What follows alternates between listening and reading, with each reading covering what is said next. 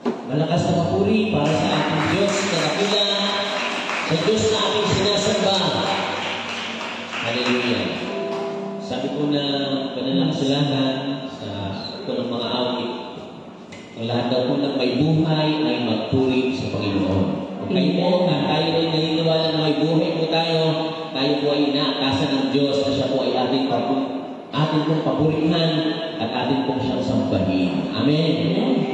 At para sa lahat po ng mga nakaranas po na kagandahan loob po ng Diyos, paglapit po natin sa Kanya, marapat po lamang na magkaroon po tayo ng pananapit, kagalakan, sa tuwing tayo po ay sumasamba po sa Panginoon. Kaya naman po, sa gabi ito, patuloy natin gamitin ang musika o ang awit para siya po ay sambahin sa Espiritu at Katotohanan.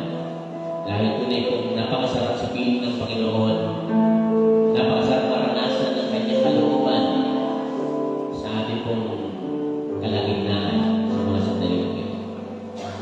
At ipigit natin mga mata.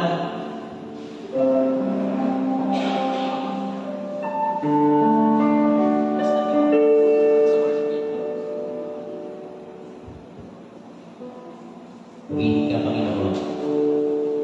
At aming inihanda aming Diyos ng aming mga sarili upang patuloy na bumakat po sa inyong pong banal na presensya sa gabi po ito. Hallelujah. Purihin ka, Panginoon. Nawa'y maranasan po namin Diyos ang inyong pong banal na presensya sa gabi po ito. Hallelujah. Purihin ka, aming Panginoon. Sa buhay ko, ikaw ang bukas. Sa lahat ng suliranin ko, ikaw siyang lunas. Sa puso ko, ikaw ang nais. Pag-ibig mo, O Diyos, na kay tamis. Isa pa. Sa buhay ko, ikaw ang bukas. Sa lahat ng suliranin ko, ikaw siyang lunas. Sa puso ko, ikaw ang nais. Pag-ibig mo, O Diyos, na'y tamis. Napakasarap.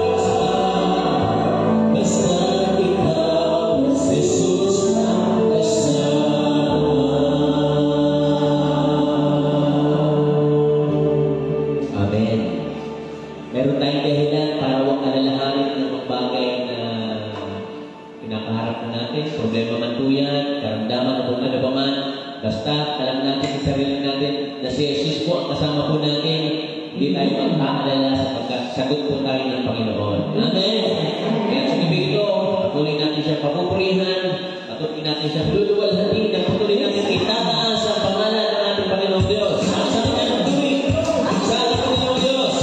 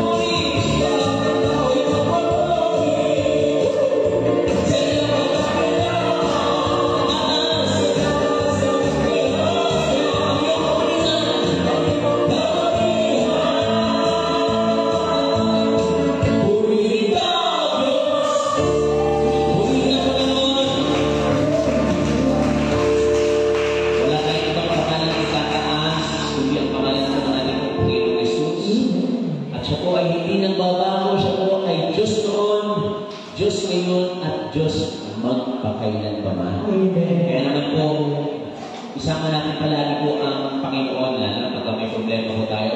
Huwag nating kakaligtaan po lagi na alalahanin po ang Diyos na ang Panginoon po ay may concern po sa atin. Amen? Palakpakan din natin ang Panginoon. At ako pag-uwi na ibuhos ng Panginoon Diyos sa kanyang grasya, ang kanyang biyaya po sa atin sa gabi po ito. Tuloy tayo magbubuli sa Panginoon. Kaya tayo po ay makapsa tayo pa sa lahat ng may lakas pa. Tuloy tayo magbubuli sa Panginoon. Sagana mo ang Panginoon magbigay ng lakas sa lahat ng mga pinanginan. Hallelujah!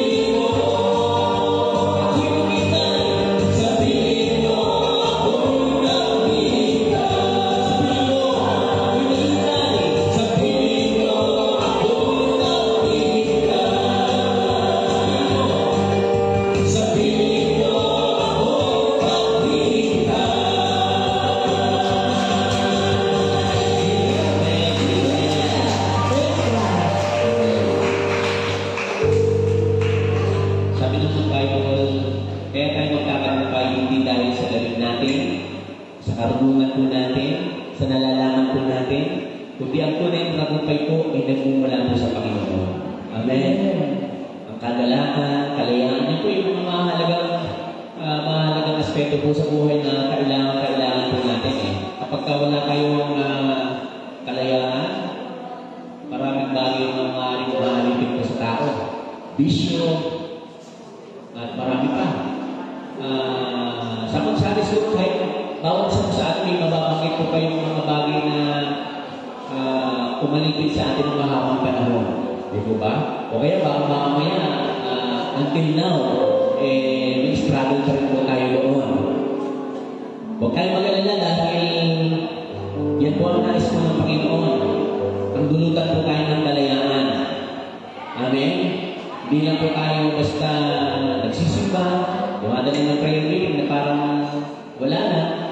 Tatayo, uupo, lalabas, pagkatapos, babalik next week, parang walang nangyayari. Dapat may nangyayari dahil buhay po ang Panginoon at binibigyan din ng Panginoon Diyos ng buhay ang mga lumalapit po sa Kanya at talagang meron naman po talagang puso para sa Panginoon.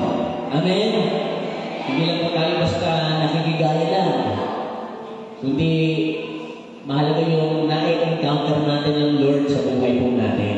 Kapag na-encounter natin ang Panginoon sa buhay natin, sinasabi ko sa inyo, hindi kayo titigil na kayo lang po yung dadalang po dito. Amen?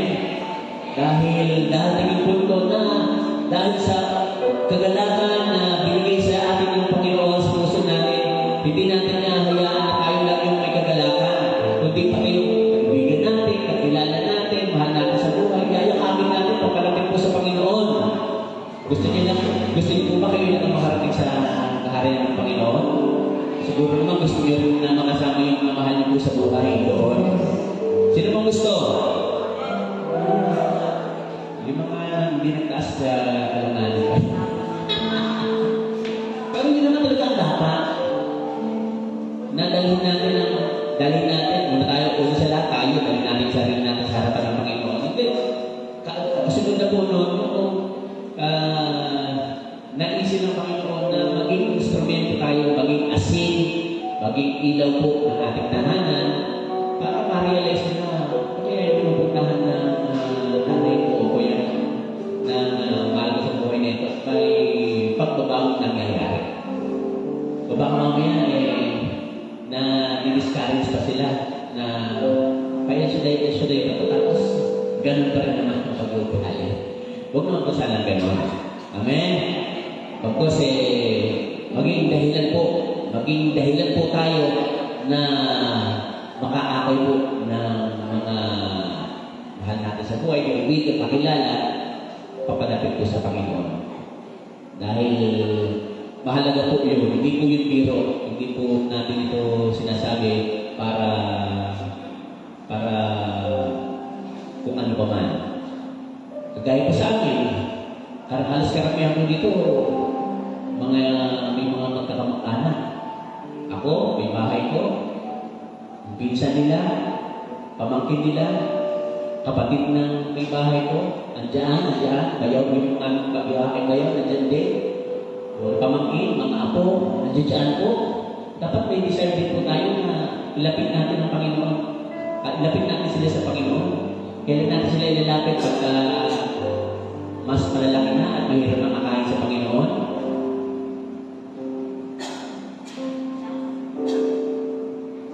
Hindi ko po sinasabi yun para magmayabang. Sinasabi ko po yun dahil yun po ang mabuti, yun po ang tama para sa Panginoon. Ibig sabihin, may nangyayari mabuti. May nangyayari sa ating kalooban na nakapagbibigay po ng kalooban po sa iba. Nakakapag-akay po ng iba, makalapit po sa Panginoon. Baka mamaya mag-isa lang tayo. Pero wag naman po sana tayo. Kaya naman sa sandaling ito, pagpagin natin siyang sambahin bilang pasasalamat po sa Panginoon. Kung kayo po ay pagod na, nanatili lang po kayo na po. Basta ilagay niyo po yung inyong kaisipan, ang inyong pananaw sa harapan po ng Panginoong Diyos na nasa harap natin. Dahil pangako niya, Minsan man may dalawa, tatlo, yung kakatipon sa kanya, ang kanyang presensya ay naroon. Kaya, hayaan natin, napatuloy natin sambahin ang Panginoong Diyos na mabuti